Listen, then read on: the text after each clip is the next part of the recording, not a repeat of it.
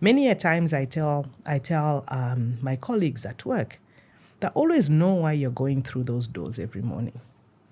Know what you want to be able to give and also what you want to be able to get.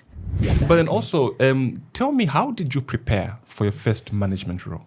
Who speaks for you? It's often said that the most critical and career-changing conversations about an individual are in a room where you yourself as the individual is not present. Who is in that room? I don't regret over-preparing for any engagement. I don't regret it because at some point in time, I'll use whatever I over-prepared in somewhere else because, again, it's something that I was ready for. There is always something new each day. How much you decide to learn, that's entirely up to you. 25 years in, when you look back at your career, what would you say you would have wanted to do differently? Because even by the time you come into a leadership role, it's not like you're going to know 100%. Eh? You won't. But you have a very good sense of how you're going to be able to lead. How do I position myself for leadership? Because I want to be a leader, I want to be a manager, I want to be a head, but I need the decision makers to see me as such. Because there are some people who are only seen as a technical person, but they don't see a leader in you. And you're trying to build this positioning that, look, I am ready for the next role. I need you to see me as such. Be deliberate from get-go. This thing of saying I'll figure it out as I go, those things don't work.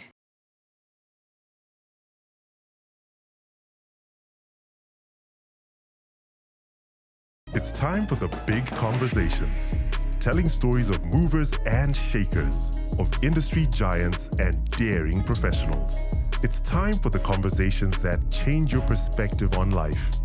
The kind of conversations that shape entrepreneurs and move careers forward.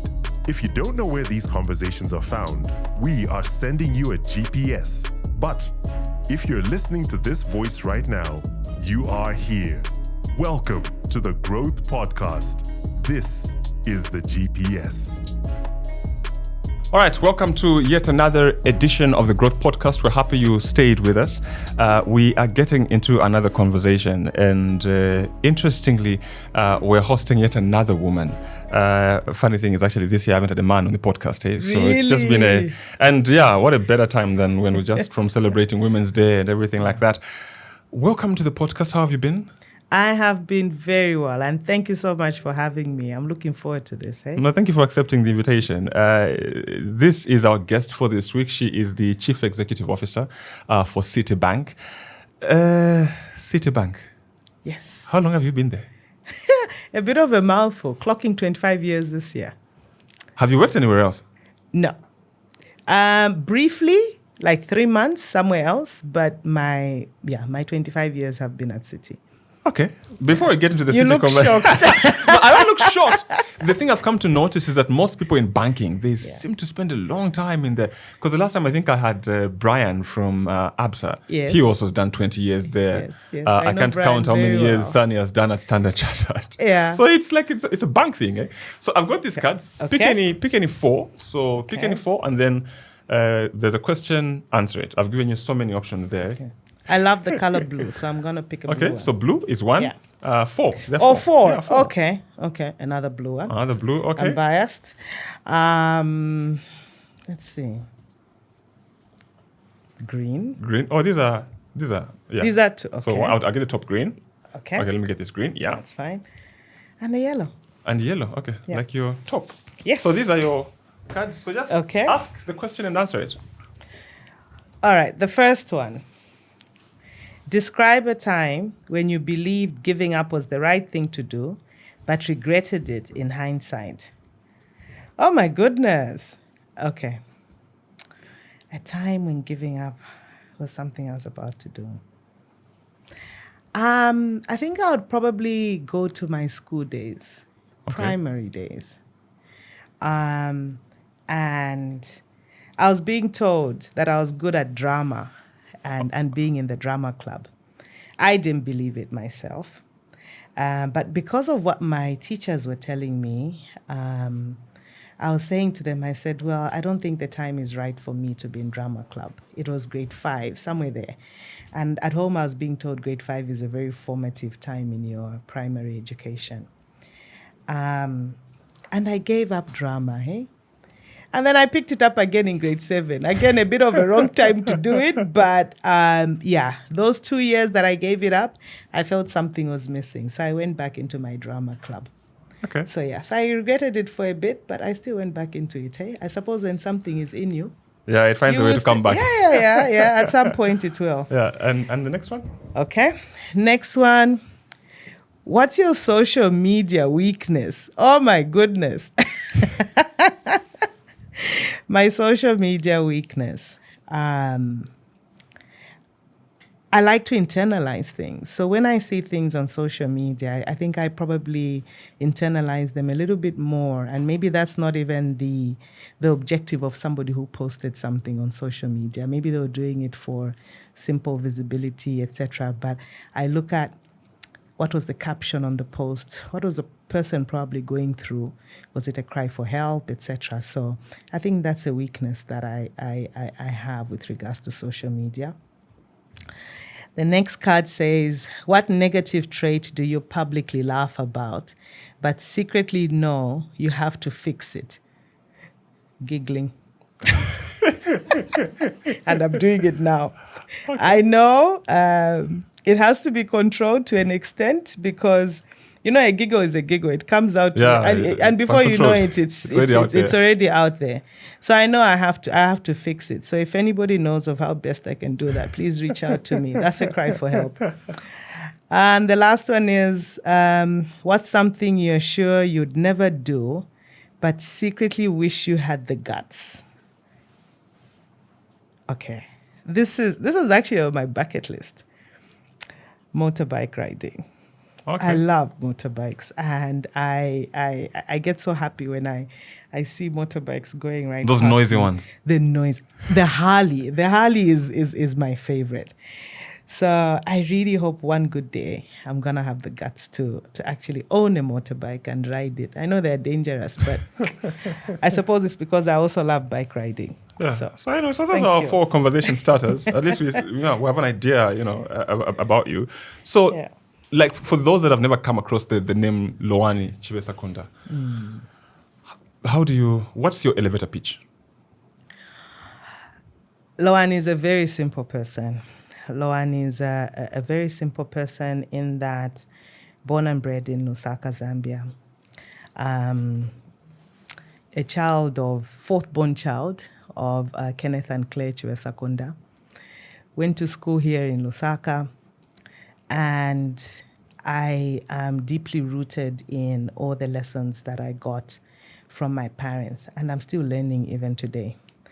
Lowani is also that person that is always willing to be corrected because she knows nobody is perfect, and we are all on this journey called life to continuously learn and to continuously grow, even just from sitting across the table from a Solange. And I think which is the reason I'm also here, because I marvel at what you do and how you carry on a conversation. And one day I say to myself, I want to carry a conversation like Solange.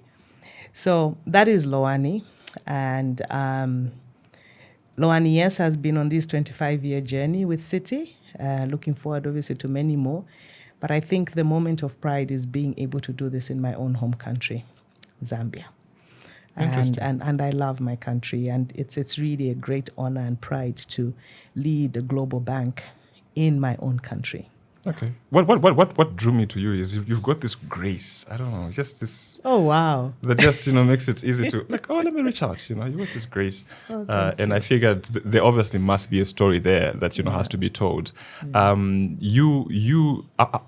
me about your educational background and what inspired you to deliberately do the programs that you did. Yeah. Because I've noticed these days most young people sort of like only discover. Maybe in second year, third year, like I think I'm in the wrong program. What did you do in terms of school, and what was the thought process behind the decision to go and say, okay, I want to do, if it's an MBA or I want to do marketing, whatever it was? Yeah. So as I briefly mentioned earlier on, I did both my primary and secondary education here in Lusaka. Primary at St. Mary's here in Woodlands, and secondary at Roma Girls. And my secondary education at Roma Girls at that time was a boarding school.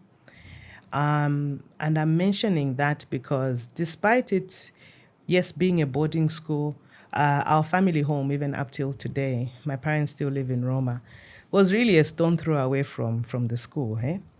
But I was still in boarding school. And at first I thought to myself, my goodness, this is torture. Why are my parents doing this to me?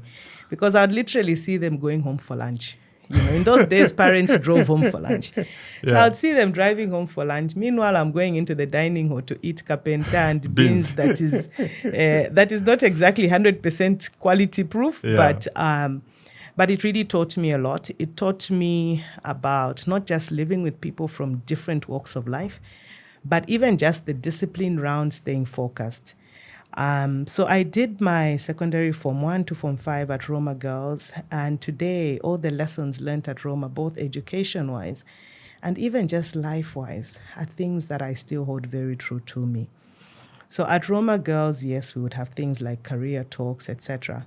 But my father was also once a banker, and I loved what I saw in this man that spoke passionately about working in a bank.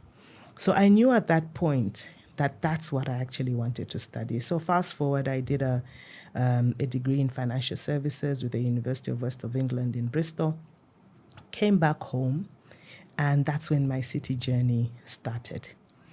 My Citi journey did not start maybe say with me being on a management associateship program, etc. It was actually on a customer satisfaction survey that was only running for 3 months. And the minute I walked through those doors, again, another deliberate moment really stuck in my mind that this is the place I wanted to work for, not just for 3 months, but for a long time to come. So I decided to put my best foot forward. I decided at that point that in as much as, yes, I was given just this particular task of carrying out this survey, I was also going to try and learn a little bit more. So you'd find that when we'd come back from speaking to clients and filling out, the tasks around the survey, I would stay a little bit longer and going around and asking questions. So I developed a curiosity streak. And it's that curiosity streak that even up till today, I can safely say I try to hold myself true to. There's a quote that I still look at almost every other day. I have it on my table at home, my work table at home, because it keeps me reminded. And it says, curiosity is the wick in the candle of learning. Without that wick in a candle is nothing. A candle won't burn. And that's the mentality that I have tried to hold myself true to, even throughout my journey.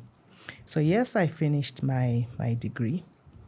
3 months went past in Citi as part of this survey. I was asked to stay on. And so I had a little bit of a happy dance at that moment. I was like, yes, it worked. They could see the potential in me. And that's when my former Citi journey started on the 1st of April in the year 2000. Fast forward, I worked for Citi, I think, for about 3-4 years. I said to myself, you know what? A degree is nothing special. Every other person walking through these doors has a degree. How do I differentiate myself? So I then started my MBA journey. Difficult to do when you're working, because there would be times maybe you can't get study leave because the workload in the office is really, really high and it's a bit unfair. So you'd find you're leaving the Citi doors late in the evening, you're going home, burning the midnight oil. I've never been a morning person, so I have to study through the night. And maybe the very next day you're going to write three examinations. And you have to simply keep at it. And after writing, you have to go into the office because guess what? You don't have study leave. It was, yes, I don't want to say challenging. I don't like the word challenging. It was an interesting journey. But it made me grow a different aspect of myself that I thought I never had. I thought I was simply just going to get this MBA paper. But no, it showed me how resilient I was as well, myself. It showed me that by applying a certain level of discipline, I could finish this MBA while working. I didn't have to be in a school environment 24/7. I could actually do it while working. Yes, there were sacrifices. And again, another lesson in life, that when you're trying to achieve something, there will be sacrifices along the way. And I did have to cut off certain things in my life. My social life did suffer, but it was only for a period. And during that period, I went out, again, being deliberate, got my MBA, and finished it. Fast forward, many years later, I said, okay, fine. Now you're in a leadership role. You studied your degree, you've done your master's. What's next? So in as much as, yes, workload can be workload and it will always be there will always be fires you need to put out, especially, in the seat that you sit in. In the year 2000, again, I decided, you know what, I need to get an additional skill set, something that's going to help me now in this journey that I'm in. So year 2000 is when I got into my CEO role, and I decided to start taking some of these. In 1st of May, actually, in the year 2020. Okay. Yeah, sorry. So you got confused because I said, because we've gone back 25 years. So anyway, so 2020, I then decided to do a leadership executive qualification, and it's actually a certificate. And at that time, I did it with the Wharton Business School. I got that. Following year, I was like, okay, I'm loving what I'm learning here.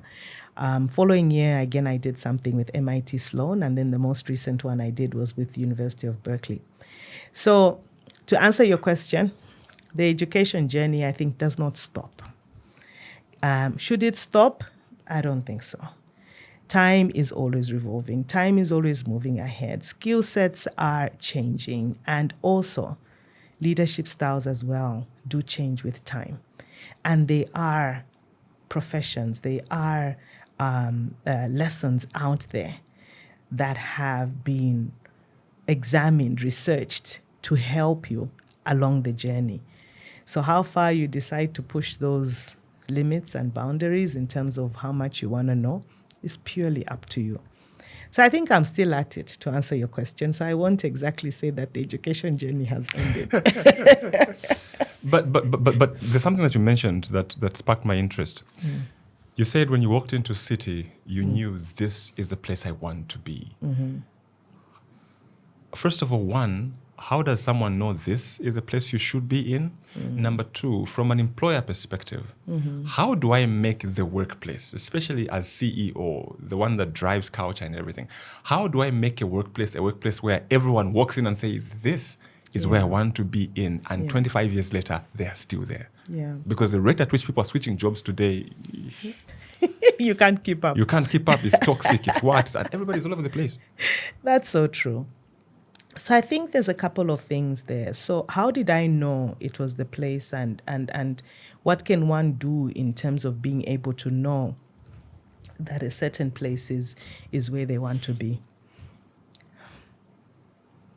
Being able to walk into a place with the right mindset is important, right?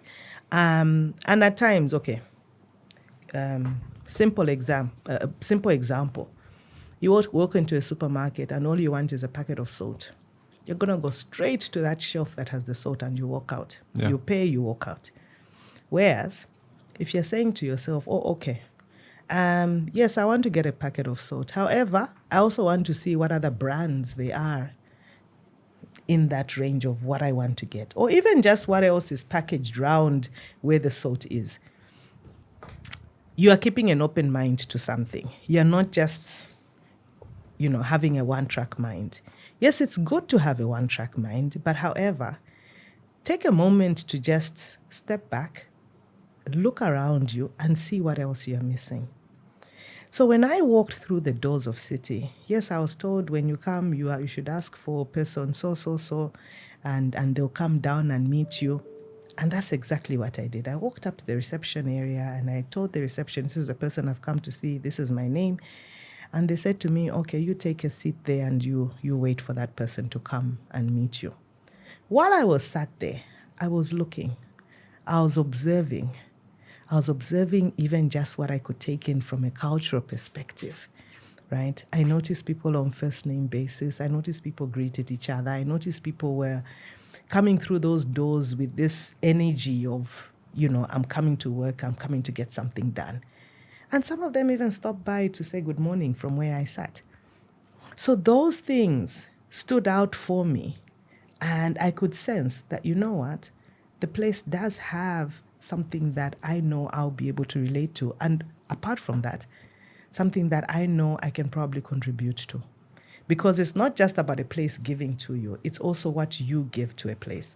Many a times I tell my colleagues at work that always know why you're going through those doors every morning. Know what you want to be able to give and also what you want to be able to get. What are you going to learn in a day? Is it a new skill set? Is it a new phrase? Is it a new training? Do something. But it's something that you are going to be able to hold true to yourself. And knowledge that you gain, nobody can ever take that away from you. Hey? Nobody can ever do that. But to answer your second question of what can we be able to do, even just say, for example, leadership role, and it's not just with the leaders, it's everybody, right? We spend so many hours in a day in our place of work. We only spend a few hours in our homes. Yeah.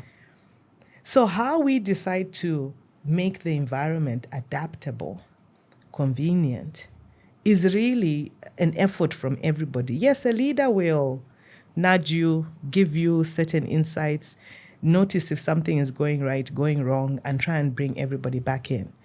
But for as long as values are communicated, goals are communicated, and then above all, for as long as we're all looking out for each other, that's what creates an adaptive environment. If I notice that today I've done a training that was brilliant, that a training that I know even my colleague who's sitting next to me is going to gain value from it, I should share it. I should be able to share those moments. I'll give you an example. And at times also the small things. In 2012, I was privileged to go to China on a short-term assignment. And I said to myself, my God, Lowani, you don't even know how to speak Mandarin. How are you going to communicate? Then I said, okay, thank goodness, Citi is a global institution. And I bet you, everybody speaks English. So I'll be able to get by. But I decided, you know what, just for myself, before I get onto that plane, let me learn some survival words. Hello, how are you? Maybe I'm hungry and I don't like hot food and things like that. Yeah. When I got into the office, yes, everybody was very welcoming. And I think they're also trying to figure out who is she, what kind of a person is she. The minute they noticed that I was trying to actually speak their language and greet them in the morning, my goodness, the warmth changed, or rather the temperament of the warmth changed. It now became a little bit open. Same thing as us here in Zambia. The minute we hear a foreigner saying Muribwanji, we are all smiles. We are happy. Same thing. Even in the workplace, what do we do to try and make the person next to us feel you are welcome? We can do this together.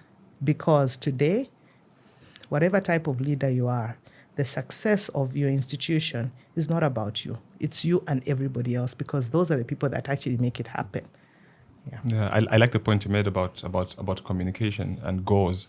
I saw this video on LinkedIn where a junior chef was like cutting onions. Mm-hmm. But there's a certain way chefs cut like So he was watching the junior chef, and then he walks by. He was on the phone, so he was like this. So he got the knife and then onion, and he started, Then he told the junior chef, do it. Junior chef got his phone also. I almost started, That's how he was very clear with your communication, because that's what you're communicating, it should be done. Exactly. But then also, tell me, how did you prepare for your first management role? I will tell you this. I think it's not something that you do over a year, over 2 years. It's a building process. It's a building block. It's a little bit like the way a child assembles building Yeah, blocks. yeah. They start with the bottom and they go on, which is the reason why even earlier on I said having a certain amount of curiosity is very, very important. So throughout the years, we are all encouraged, yes, get a mentor, somebody to help you on the journey. But you can get that mentor, and believe me, that mentor can be down on paper. But if you're not actually having your mentorship sessions, you're not scheduling them, you're not the one, you're not driving the conversation, and for you to be able to get things out of those sessions, it will remain on paper that you once had a mentor. So I did I had a number of mentors, and I was deliberate. There were also a mixture of people, yes, from my profession, some within my institution, and even just those that I think probably today I can actually call them my coach. Someone I could always just bounce things off, and someone that I could always even be able to challenge as well. So that helped me on my journey to my first leadership role. I also deliberately, and I've said this in other forums, I decided to also adopt having a sponge mentality where I'm simply just soaking it all in. As I mentioned before, you are bound to use what you learn at some point in life. So soak it all in. I also discovered at a very, very early stage that making sure you're always prepared is important.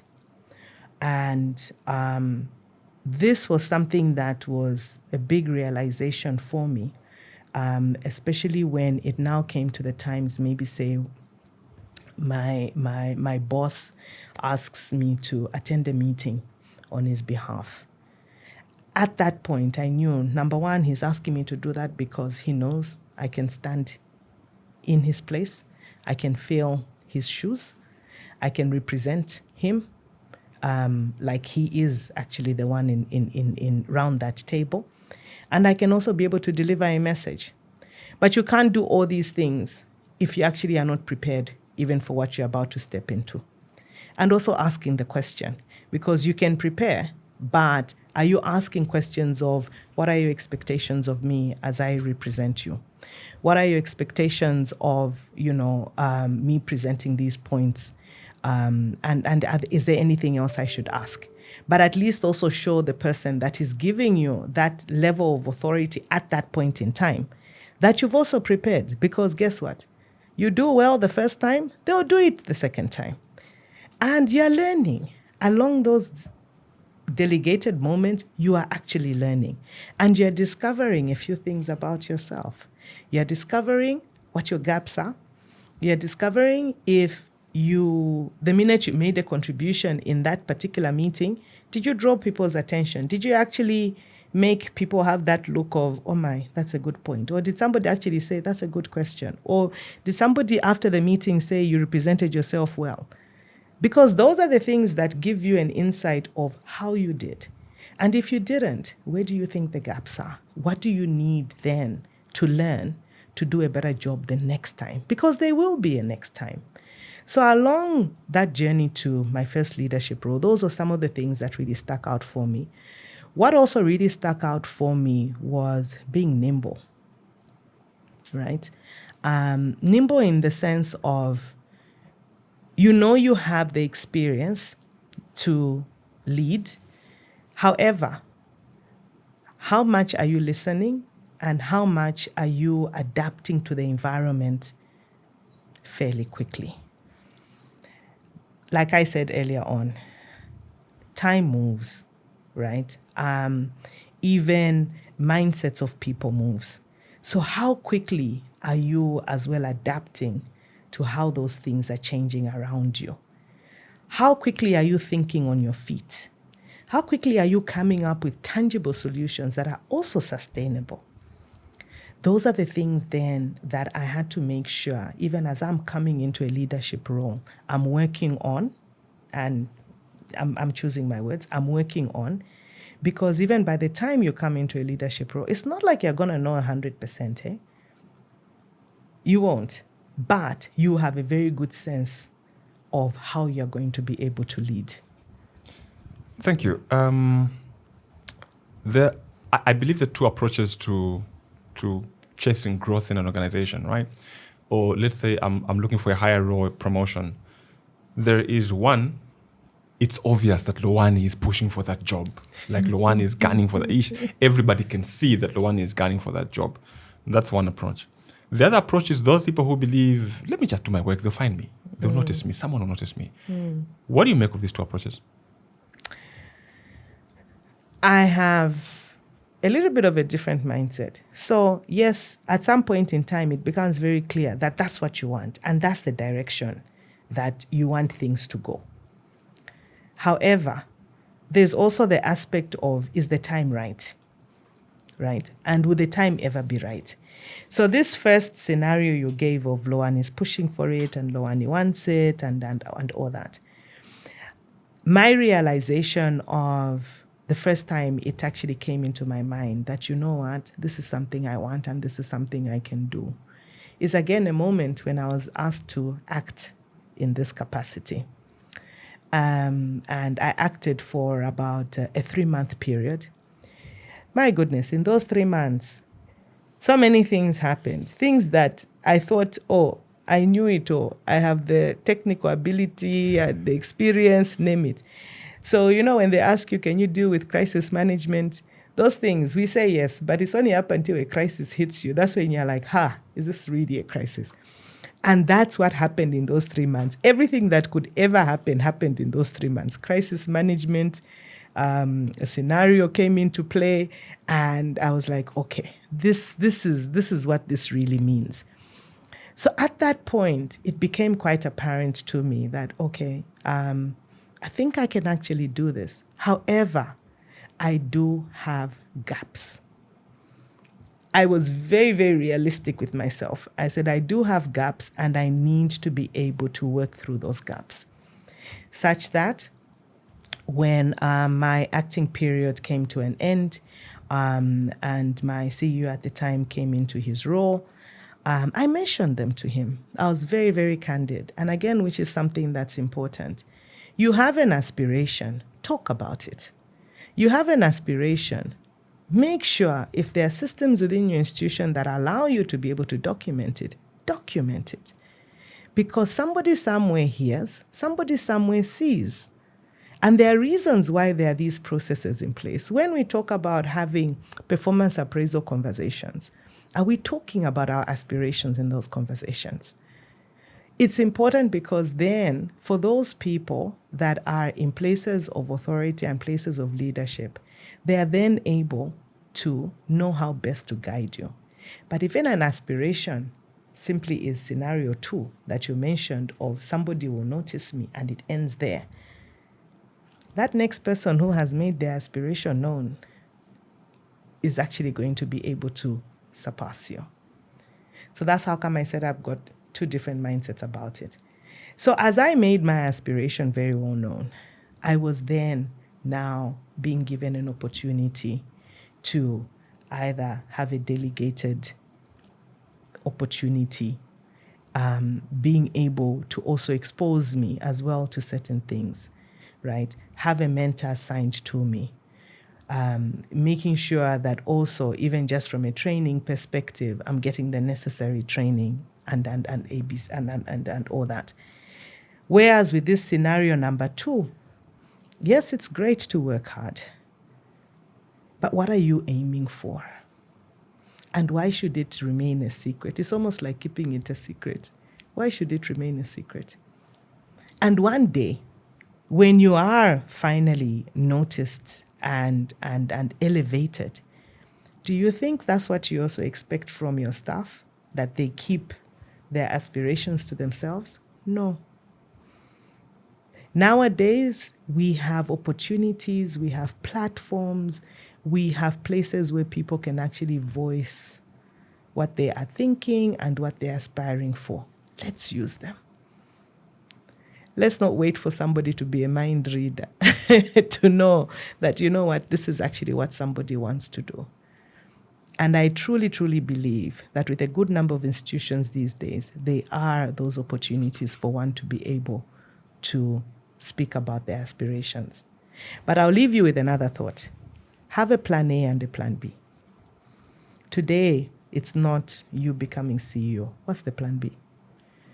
Because you can't just say it just has to be this. Because you never know. There are different ways of getting to a certain place. And yours might just be making a slight detour for you to be able to get now to your other ambition and aspiration. The plan B sounds good because it reminds me a conversation I had with someone, and they said sometimes if you're trying to climb up the corporate ladder and there's someone standing on the ladder, it means you can't go any further because the person is blocking you. So why don't you come down, find another ladder, find a way to go about it. True. At times you can also, sorry to interject, but at times also you find that you actually even have to take 2 steps backwards before you make that 1 step forward. So life teaches you different things. But for as long as you stay focused on what is the ultimate goal, that's all that matters.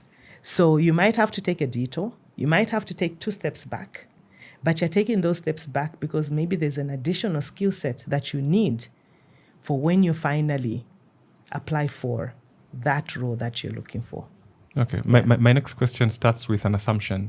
And Okay. I can guarantee my assumption is right, that in your 25 years, there are a number of times that you believe were passed over for promotion. And you believed you deserved something and it went a different way. And there are a lot of people that deal with that. Yeah. But it gets worse where you, for example, are acting in a role and then they bring someone else. My first question is, how do you manage that? Number 2, there's someone that comes, knows that this job, Lowani wanted it. And so they become a bit insecure because they feel like you are still aggrieved or you're ambitious. You want to sabotage them so you can take over, and maybe they go or they're fired. How can people navigate those? 1, I am passed over. Let's forget about the second scenario where the person is a bit, insecure. But 1, just the idea of I'm passed over. Because 1, when you act, like you said, you acted 3 months, it begins to open your mind to this can be me. And then all of a sudden, it's gone. Someone else has come and taken the role. How do you manage those 2 scenarios? So, and yes, I think, we all go through that in some shape and form.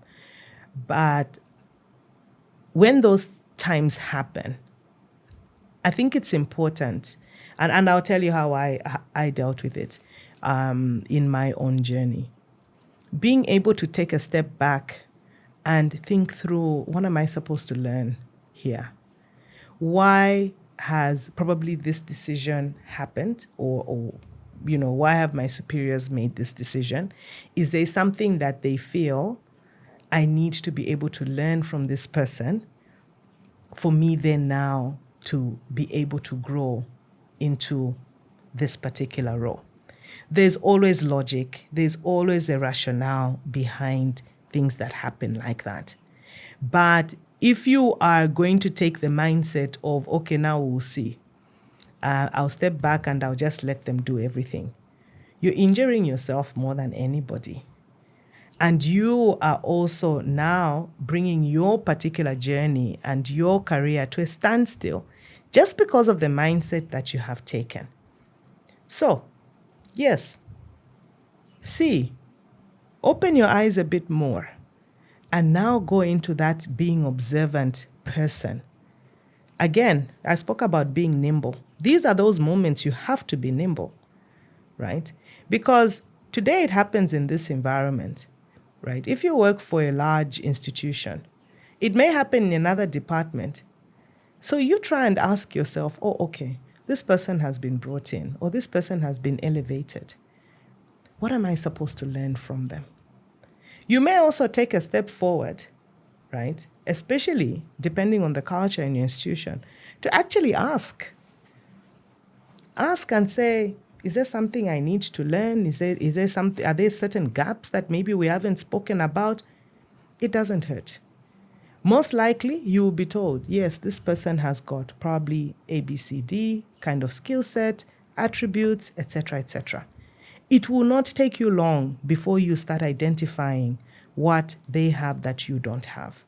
How you then decide to amplify what you do not have and start bringing on that kind of skill set in your own style I say it again, in your own style, because you don't want to simply mimic. You need to do something in the way you would do it, but with the logic of how they are doing it.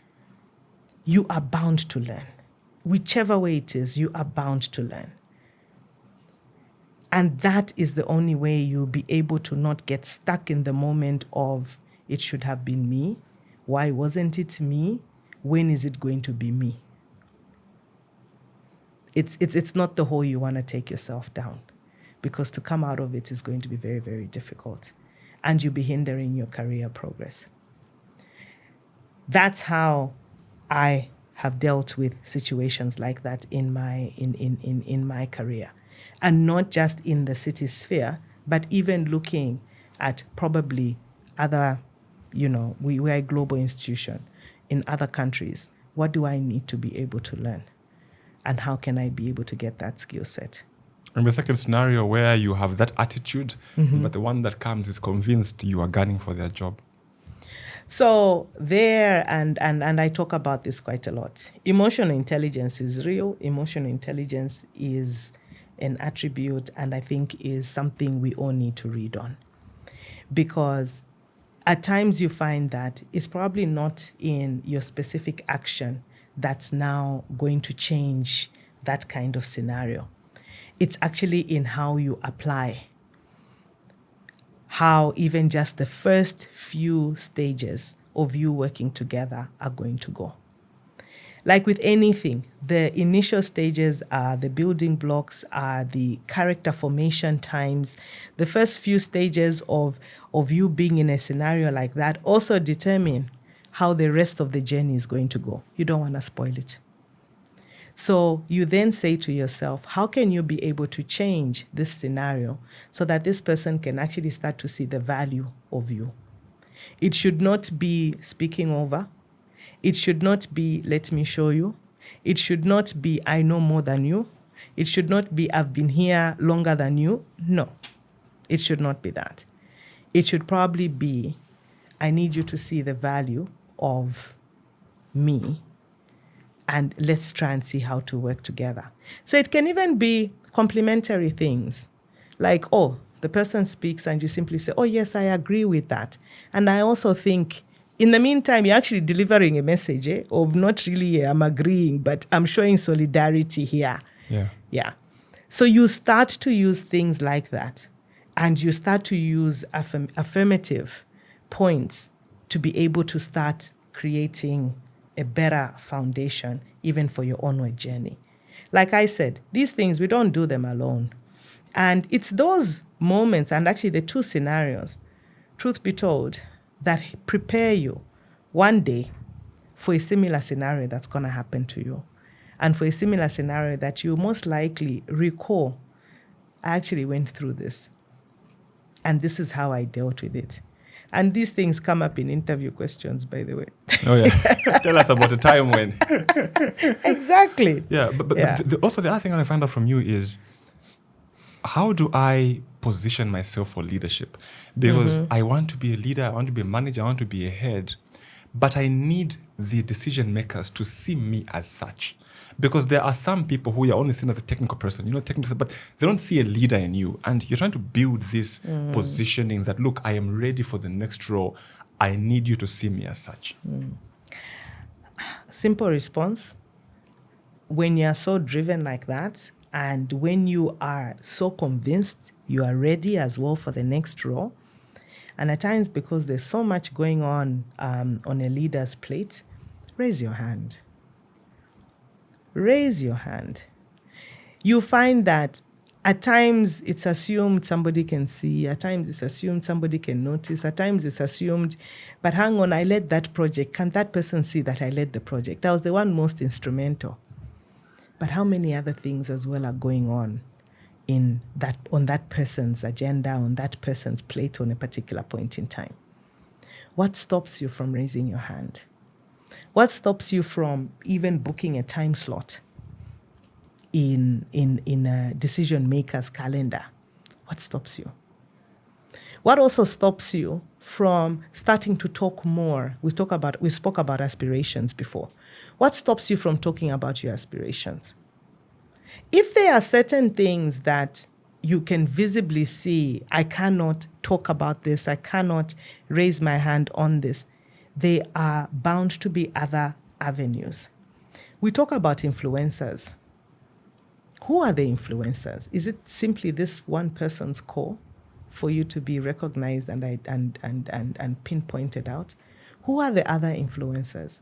Who speaks for you? It's often said that the most critical and career-changing conversations about an individual are in a room where you yourself as the individual is not present. Who is in that room? Who gets to opine? Who gets to pass a view on who is Lowani? How hard has Lowani worked? Why does she want this? How hard does she want this? Where do we see her going? Who talks about Lowani in that regard? And that's where you start to think. So yes, you've got the technical know-how, but now start having a strategic angle as well to your elevated aspiration. Many a times we sit back, like you've said, and simply said, I'll simply just get the work done. There's a lot more. Many a times you've heard people talking about the power of networking. There's networking internally and there's networking externally as well. That's just the reality of any kind of corporate landscape. How are you growing your network? Who are you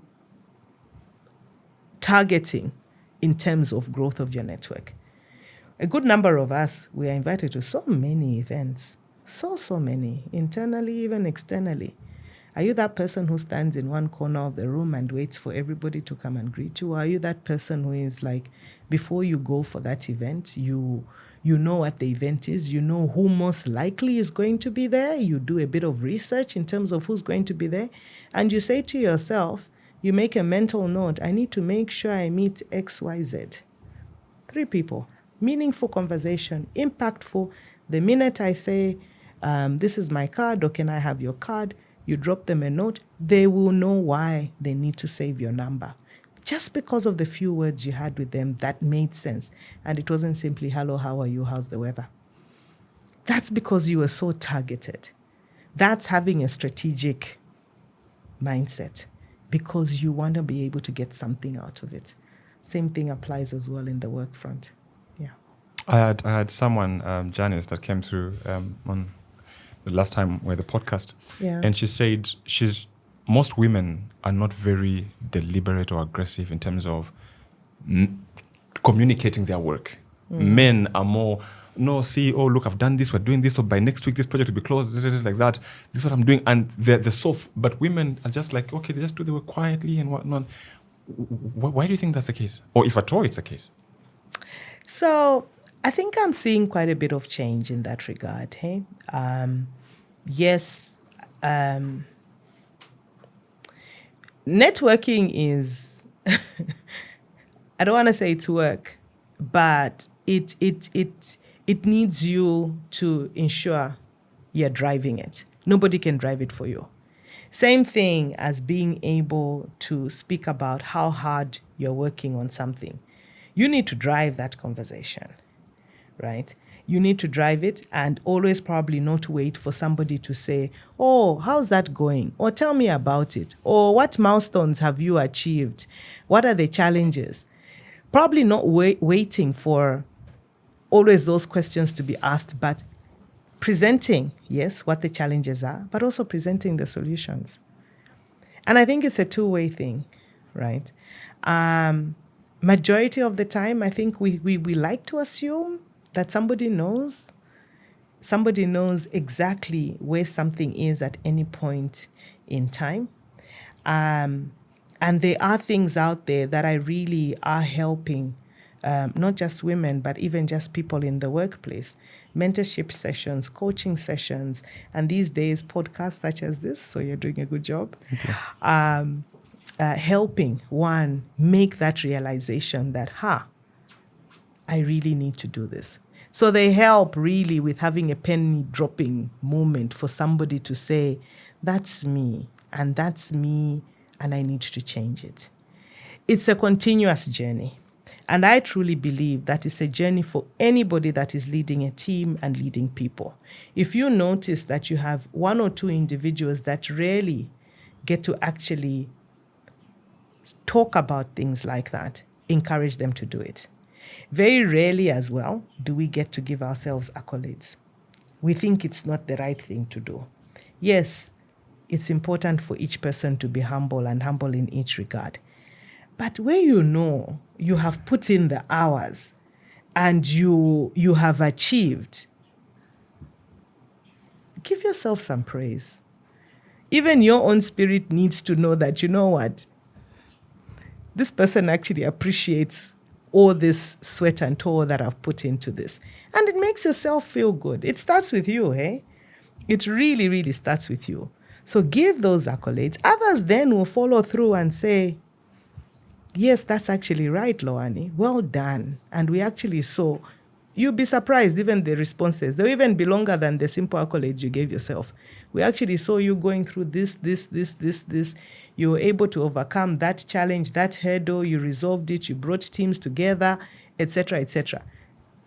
That is reaffirmation that, hey, okay, people actually saw. So start giving yourself accolades. Okay. And I think those are things we need to work through as well. Yeah. My next question is building on to the question after it. If you bumped into a graduate trainee at Citi in the foyer, how is she addressing you? Lowani. Lowani? Yeah. Not Miss Chibesakunda? No. Not CEO? No, Lowani. What so do you think even is, in introductions, it's Lowani. Yeah. What do you make of organizations where you call the CEO John and the way everyone looks at you like we just killed a cat? What difference do you think small things like that make in an organization? Just how you address people. What's the difference saying Lowani or Madam CEO? You know what? I think it's firstly institutions differ, right? Institutions differ, cultures differ. So like for us at Citi throughout, even our CEO who heads Citi globally, it's first name. That's who we are. So even when I walk into a room and my peer is being referred to by title, by Mr. or boss or whatever, I follow suit because that's the environment I'm in at that point in time. Yes, it becomes a bit awkward because then the rest of my team is referring to me as Lowani, but then now we are referring to, our colleagues who are across the table by their former names. But that's what institutions are. And I respect that. I respect it because that's the culture there. That's what also they have seen working for them. And when we are in their space, we will do exactly that. And we will follow suit in that regard. So does one get the level of respect if you are called CEO, if you are called Lowani, if you are called Madam, Mr. or whatever? No. Respect is earned, right? It's the things I do. It's how I relate to people, etc. It still comes in whatever shape and form. But the institution I'm with, we are on first name basis and it works. Earlier you said you walked into Citi and realized, I want to be here. Mm-hmm. The opposite also is the case, where you walk into a place, before your probation is over, you go like, I have to run. What for you are the telltale signs that the culture here is bad, you shouldn't be here? So I'd be speaking from a position of what I've probably heard and seen because it really didn't happen to me. And probably even what I've experienced where one just says, you know what, this I cannot do. I have to be in a certain kind of institution. I think it also really depends on where one is at life, right? You find that with some, they want to be in an institution where everything is very, very well structured and it's a question of can they fit in, can they not fit in?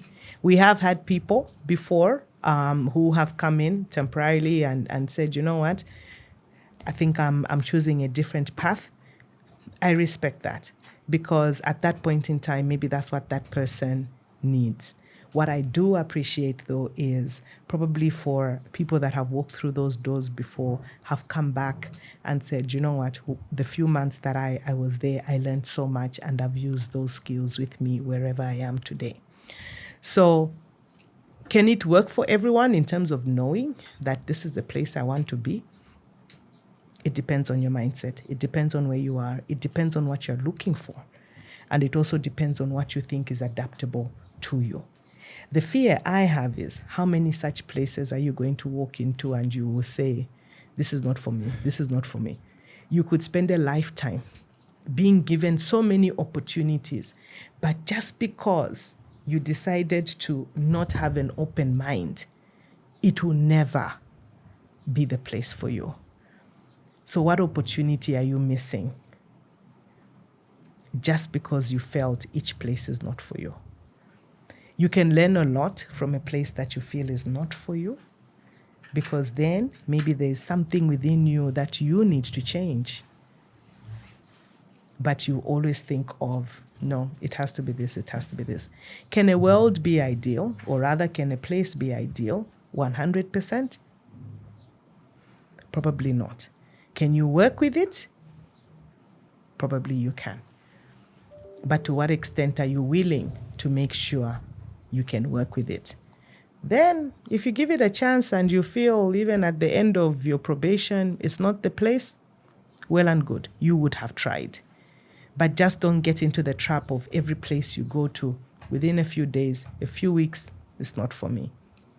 You are CEO, and that is the pinnacle of any career. That's where everyone wants to be. Ideally, for me, I feel like every sane person obviously wants to rise, because I don't imagine anyone who is working in a bank, in a branch, or working, and that's where they see themselves in 20 years. No, I think it's human nature to want to rise and aspire for more. And that's why everybody wants to be.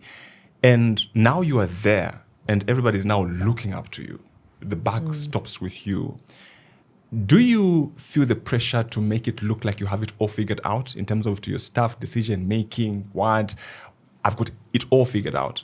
Or even where you sit as CEO, do you still see the gaps in you as a person, and you feel like, I have to work on this, I have to work on that? And if at all you feel like that, do you then still make it look like I have it all figured out? Or do you still communicate to people and say, look, I'm struggling here. How can I go about this? Is that who you are? So, and I think it goes to leadership style, right? It goes to leadership style. Where I am today, and again, in the sphere of being nimble, is I currently have a leadership style that I would probably call participative. And I say that because when I first came into my role, 2020, COVID, wow. What a time. What a time. A big wow. And a big wow because obviously I transitioned into this role. COVID was happening. We were all learning how to work from home. New phenomena for a good number of us. Staff were also adapting on how to work from home and still be, within the home front.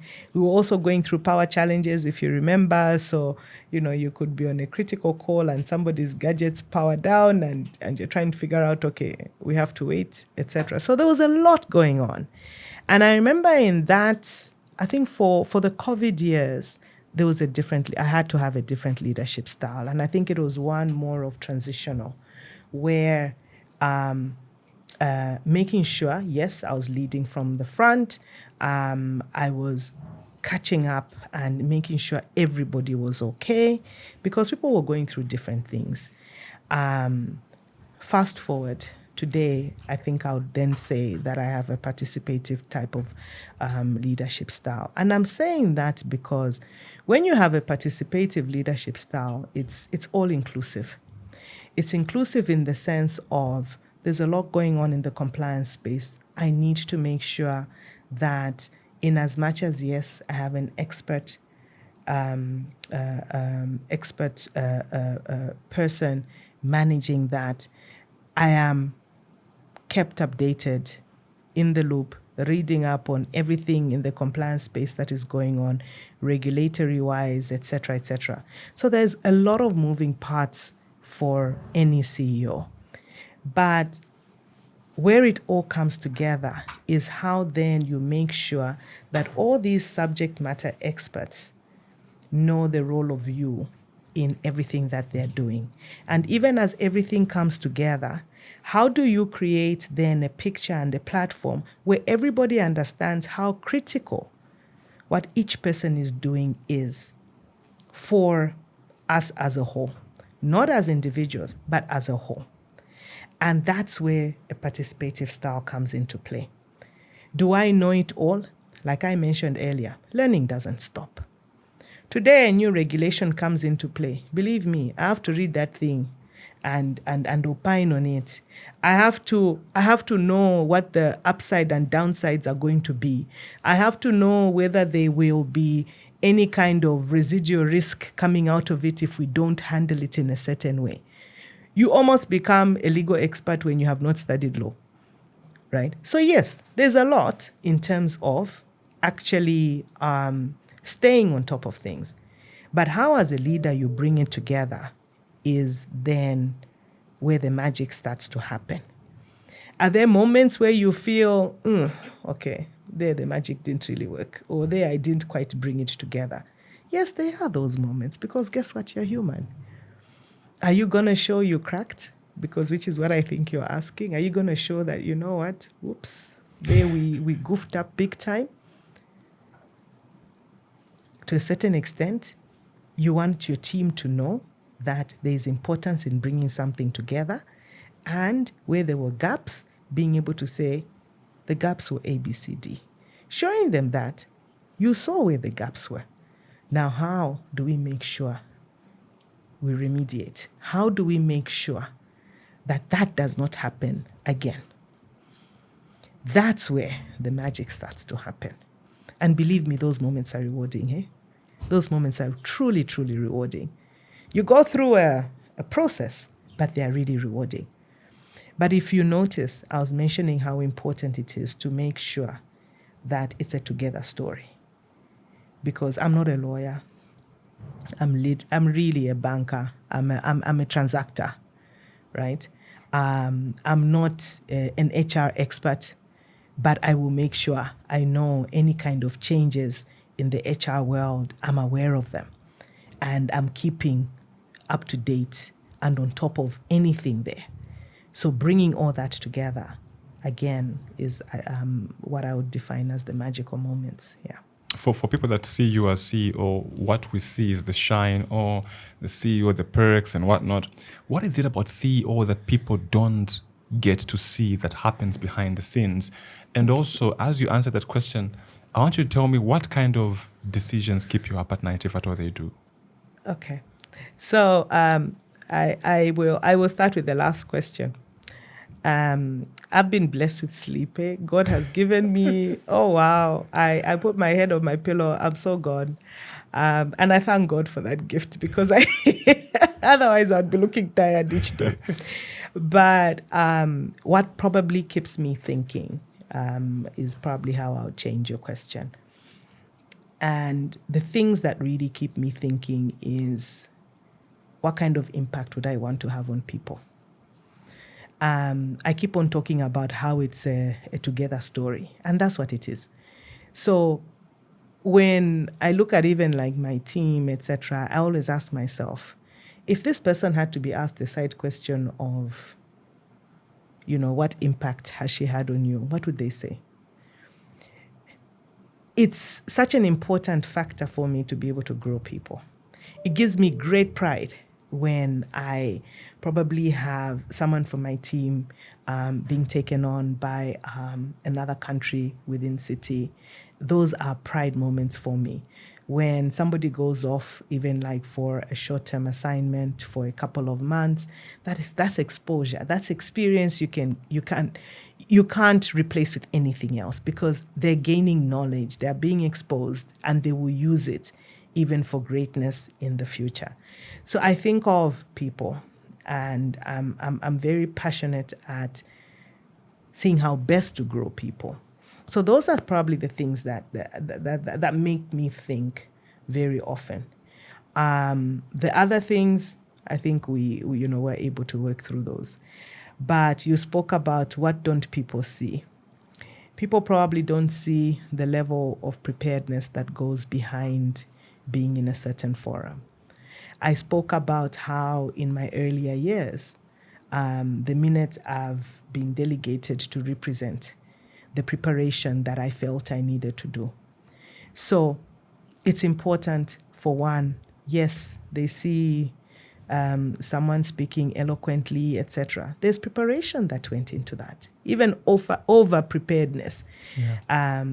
I don't regret over preparing for any engagement. I don't regret it, because at some point in time, I'll use whatever I over prepared in somewhere else, because again, it's something that I was ready for. People probably don't see those moments where one gets to recharge. There's a lot that happens in our space. There's a lot of demand of be here, be there, and at the same time, do your work. One needs to know that any leader has a moment to recharge. It's either they're recharging by exercising, it's either they're recharging by just having downtime, listening to loud music, whatever works, to just recharge. So recharge moments are things people don't pretty much see. People probably as well don't see those moments where maybe Lowani is in church and just being a church member, not Lowani CEO, no. My church community treats me as an ordinary church member. I have a great relationship with my priests. I'm Catholic, by the way. And those are moments for me that make me who I am. And people probably as well don't see those prayer moments, because prayer is a private thing.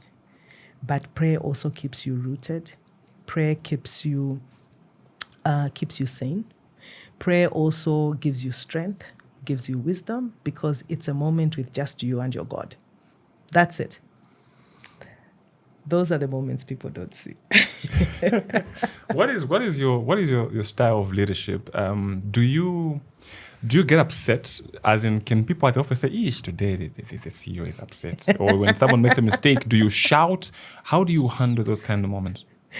Wow. So earlier on, I spoke about participative leadership style. So that's my style. Are there moments where I get upset? They are unnerving moments, yes, because, I'm human. Does it show? I don't know, hey? Many a times I've been told, how do you still keep smiling throughout something? Or how do you still keep composed throughout something? But to me, it's also a question of, it's very easy to set the tone at the top, eh? Yeah. And it filters. So you are raveled at the top, you're upset, it's filtering, and you don't know to what extent it's filtering and how it's amplifying itself as it's filtering lower. So when those moments happen, probably even before I speak, I like to take a step back.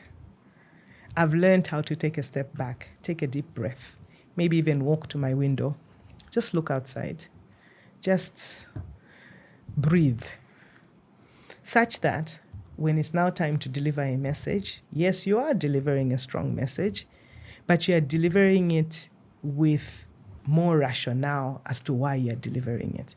We all know, even in our homes, the minute you blurt out those words and you haven't really thought about them, they don't always land well.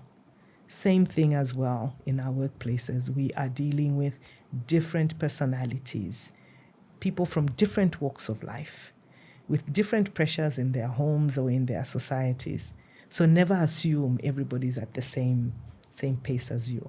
And it's probably one of the things that I learned having gone to a boarding school, because there you live as a community. Yeah. It's interesting. You have been in this same organization for 25 years now. You're CEO. These 5 years. How do you still keep the passion?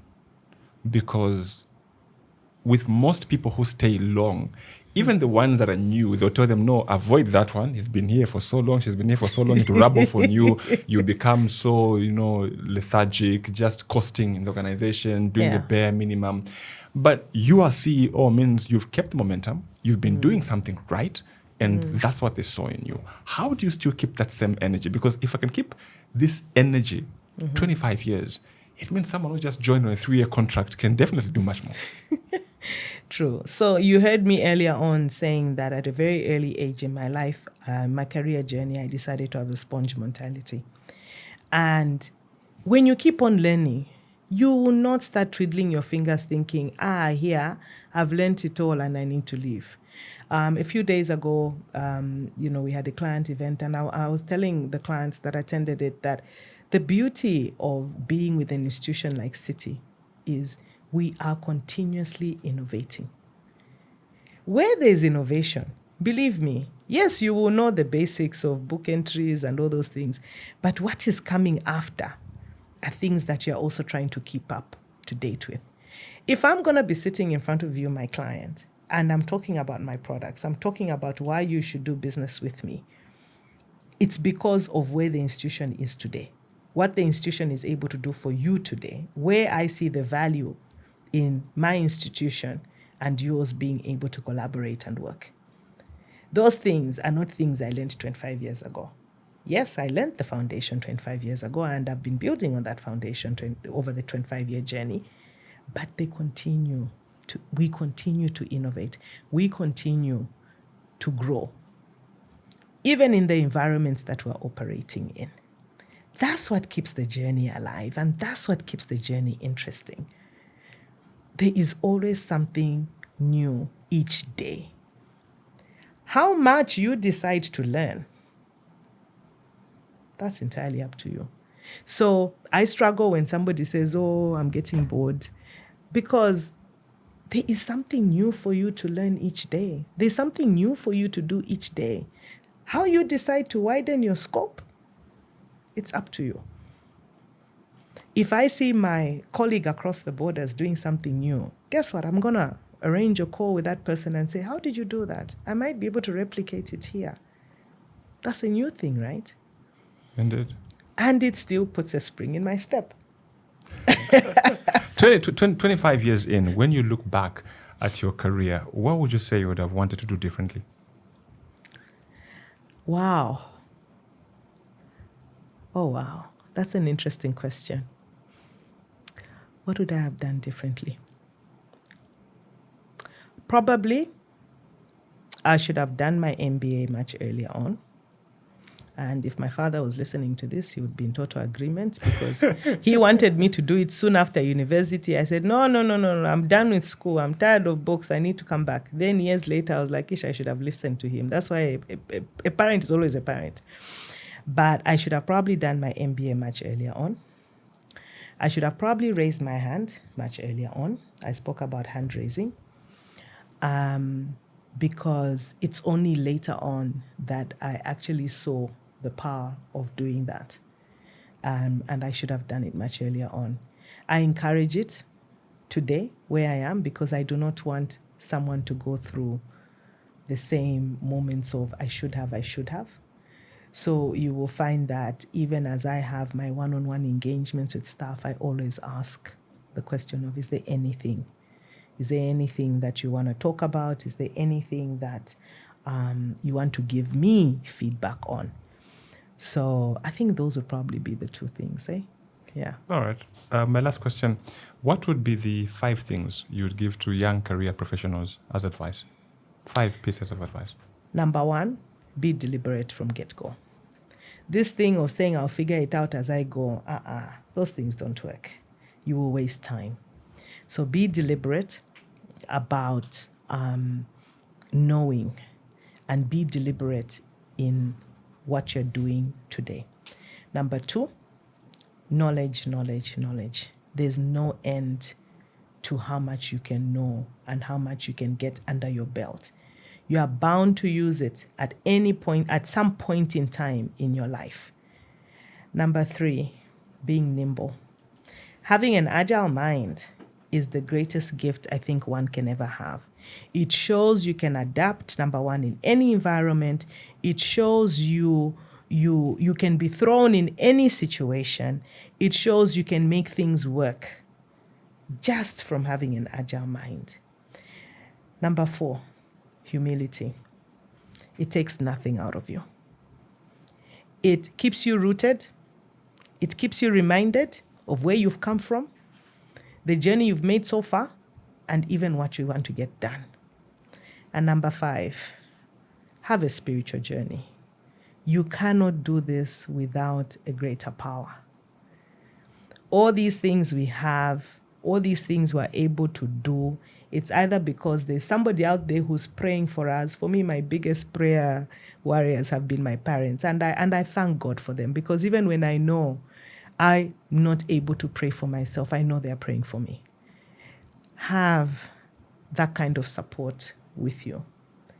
Have a relationship with your God or with, a greater being, because that as well is something that you can never ever regret. Can I put a number 6? Please, feel free. Number 6, support system. Who is your support system? Who is there to stand up for you when not just your chips are down, but when you are so occupied and you either driving a project at work and you need someone to step in for you from the home front or even just in your community? Who do you have as your support system? And it's a support system that you should be able to depend on. A good number of times, the things I've been able to do in my career, I don't think I would have done them without my support system. My support system was there for me. And for me, my support system were my siblings. They stepped in for me regardless. So I owe it to them. If they were to give me a bill, my goodness, they shouldn't hear this.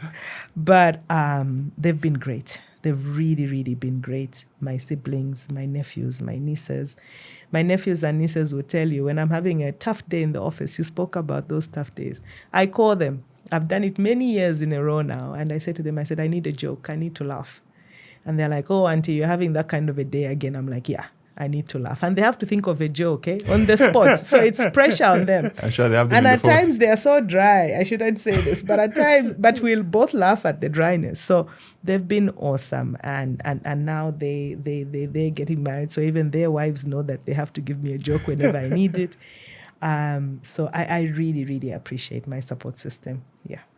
No, thank you very much. I don't want to keep you here more than we agreed. It's been a very good conversation. I think I see you in a different light, and I feel like now, because also for me, like you say, it's what can I learn? Yes, I ask these questions because I know, and the thing with me is most of the questions I'll ask, I may not be going through them, but I know that, okay, people struggle with this area and they struggle with that area.